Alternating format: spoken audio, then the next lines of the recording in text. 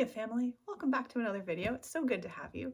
I am Emily, otherwise known as Shamanism. You can call me anything, just don't call me late for dinner. Welcome to the channel if you're brand new, and welcome back, Namaste, hi, if you're returning. Thank you so much for being here. Today, I wanted to talk about a similar concept in this video to something I spoke about recently, which is the power of words. In this video, I want to talk about how the human mind is a fertile ground for seeds, if you will. What do I mean by the human mind is a fertile ground for seeds?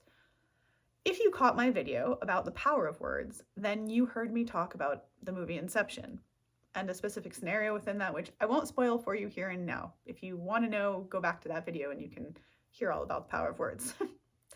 Meanwhile, the subject of today's video is how the human mind is a very fertile ground for seeds. What do I mean by seeds? Obviously, I don't mean literal carrot, lettuce, bean seeds. Come on, people. I mean for seeds of life, of livelihood, of fire, of passion, of happiness, of joy. And so again, sort of to use the example from the other though, you can, with the power of words, and this leads into the mind. What the mind does is, let's say you're a parent and you say to your kid, I love you. That I love you is, let's just call that a seed. That goes, I'm going to be very visual about this. That little seed that they've given you, this is the I love you seed. I love you. Whatever. It like comes out of their mouth and into your ears and up into your brain and goes, similarly. And what happens is then that seed of I love you grows into like, you believe and trust and know. The more it's affirmed to you by your parents, the more you begin to know. Because as you may have heard, what we believe is what we begin to live. And so if you believe you are loved, you will feel love. So what do I mean by the human mind is a fertile ground for seeds? It means that your words are the seeds that I talk about. Your words, actually anyone's words. And that is why you have heard me talk so many times, I think by now probably, about being careful what you listen to, being careful what you literally watch on television, words of songs, every input. Understand this within this video also. Every input that you put into your system, whether that's visual input, literally anything you see or watch, whether that's oral input through your ears, anything you hear or listen to, whether that's lyrics, anything, any external input that goes into your system is going to be metabolized and eventually like either become a part of your reality or maybe become something that you reject and get rid of. Either way, the danger, I guess you could say, is that if those seeds are being fed into your beautiful and fertile mind, think about that. If the mind is fertile for all words, then that means, and this is why I'm sort of making this as sort of a follow-up to the Power of Words video, is I want to impress this upon you, because in that video, I don't know if I did a good enough job of explaining what I meant, which is this concept I'm talking about here, that the mind, the human mind, is this incredibly fertile place for thought, for words. And as such, unfortunately, means that whatever food is given is grown. So what I wanted to share with you guys with that is a story that I heard from one of my mentors. I've actually heard it from a few now. This story is a story of two wolves. I'm going to get the details of this a little funky. You may have heard a version of this story, and it's essentially that there are two wolves, a good wolf and a bad wolf. And I forget if this is like an Indian story from long ago or from some other ancient peoples. I don't know. At any rate, the story basically goes where the grandfather or father type figure is talking to their son or grandson or granddaughter or whoever. And they're saying, which wolf are you feeding? Are you going to feed the good wolf or the bad wolf kind of thing? And they give them this picture. And why I'm saying that the mind is a fertile ground for seeds is because you can feed it either food, you can feed it positivity, or you can feed it negativity, and it will thrive on both.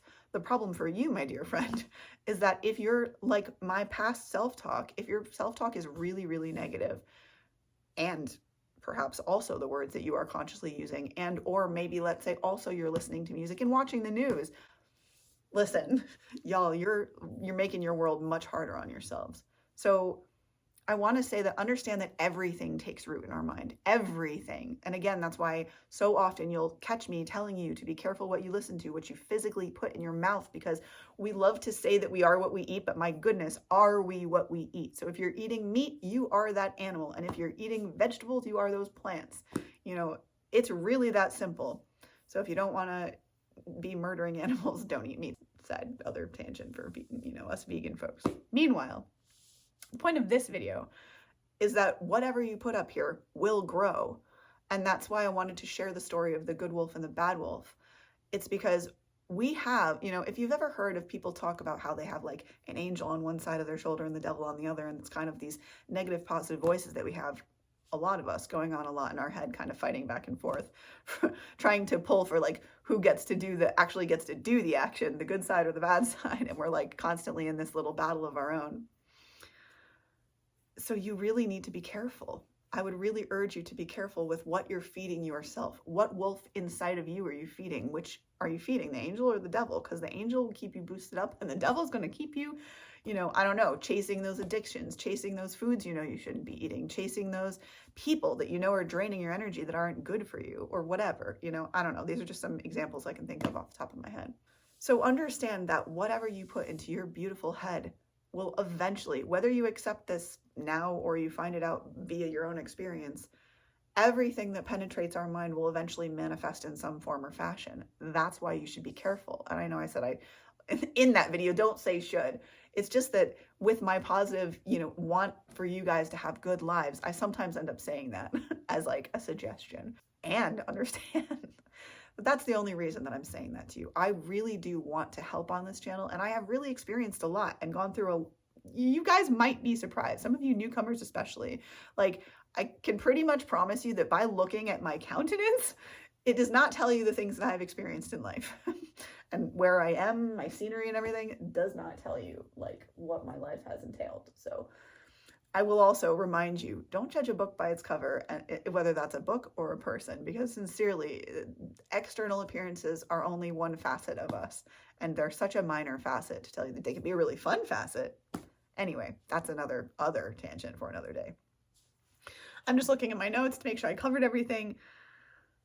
What I mainly wrote was, what wolf are you feeding? That was the main, you know, point of this message, is become aware. Similarly to the Power of Words video, become aware of your language with yourself and with others, and be careful and pay attention with what you're feeding yourself. I guess this is another what are you feeding yourself type video. Understand, but is such an insidious word, guys. See, this is my point about harping on it. This is why you get all these bloopers from me. Anyway, so I think that I've shared everything I need to say. I basically said we need the soil prepped to receive love. Prep your soil to receive love. How do you do that? You cultivate a good garden. You feed the good wolf. You take care of your body, your temple, by feeding it proper food. I really want to go on a tangent here. I'm not going to do it for the sake of time because we're already 8 minutes deep. There is a food tangent coming, not tangent, let me not call it that. There's a video which I will likely make soon about food, talking all about food. Maybe I will go there. You know, health is my main field, guys. If you don't know that about me, health is kind of my main thing. If you don't know, those are kind of my two main fields of knowledge, are music and health. That's been the majority of my journey up until this point, has been dealing with and working with my own health. Anyway, and that. So those are two things that I absolutely know about. So if you need help with any of that, please do reach out. You know, the coaching isn't just something I say here for funsies. It's because I really can help you and have helped people to improve the quality of their life, their levels of energy, all sorts of different things, their mental health quality. How do I say that? They're like, if they were depressed, for example, able to improve their mood, things like that. I don't know how I'm struggling for words now. Happens.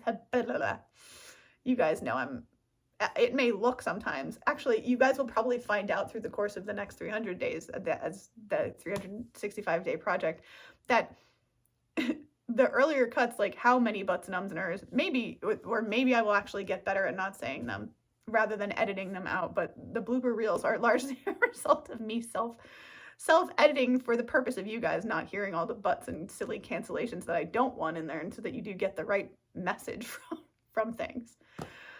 So anyway, remember that when you're going through your life, that your mind is a rampant in a good way, fertile ground for any ideas, for any thoughts, and that if you're growing good ones, you will have a nice life. That's a very vague way of putting it, kind of.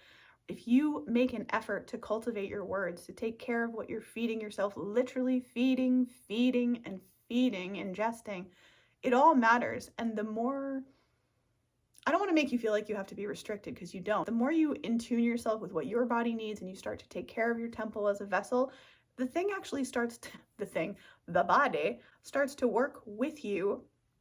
And believe it or not, guys, because believe me, I came from a place where at one point, if someone had said this to me, I'd be like, yeah, full of it.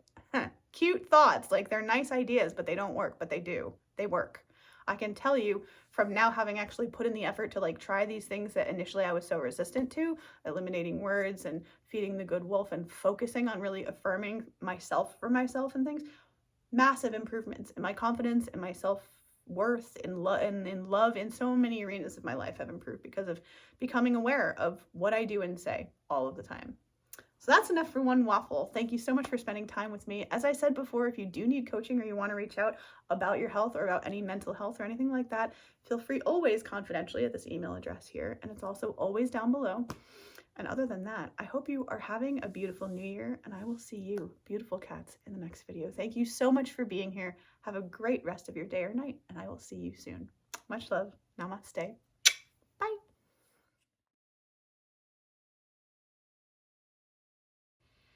Sort of, but it no. But understand, but that's, I love you.